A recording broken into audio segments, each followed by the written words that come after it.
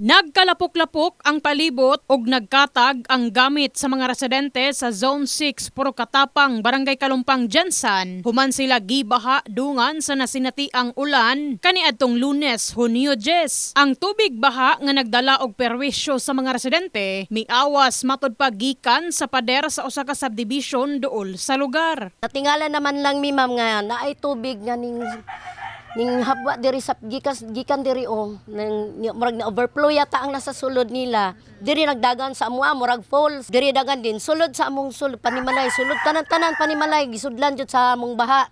Unya ang amuang drainage didto dili gyud kakaya niya kay pila raman to gamay raman among drainage didto. Lakip ang ilahang mga hayop ang nangabasa og tagatuhod sumala pa ang tubig nga misulod sa ilahang mga panimalay. Nanawagan si Vanji Maluya sa tag-iya sa subdivision ug sa barangay council sa Kalumpang nga unta maaksyonan sa mas dali nga panahon ang problema. Manawagan ko di sa St. Anton sa among sitwasyon kay sukad nga nag-construct ng good na sila dira.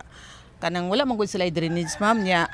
Kung magbaha niya, kusog kayong ulan magbaha, mag-overflow jud ang ilang tubig da og diri kami jud kaluluoy. Sukad pagsugod nila construct dira, kaluluoy jud may permente diri. Samtang ang laing lumulupyo sa lugar nabala kasab tungod dili na muandar ang iyang motorsiklo tungod nabasa kini sa tubig. Na sa lumig tubig hapon diri kay law mo tubig taga diri di na mo andar. Law mo tubig diri god. Yan mga balay din ang sudlan tanan diri, sudlan tanan. Gisulayan sa news team nga hinabion ang tag-iya sa subdivision apan nagdumili na kining muhatag og impormasyon. Samtang sumala ni Barangay Kalumpang Kapitan Arthur Ryan Dupalco, ginaistorya na niini ang tag-iya sa luna aron masulbad ang pag-awas sa tubig padulong sa kabalayan sa mga residente. Gina-arrange pa ang ilahang kanang ginatawag outfall kay napalay master plan po ng Setan Asan Lusot. So gina-negotiate pa na muna ang kanang aliado. Isa po na mong ginatanaw na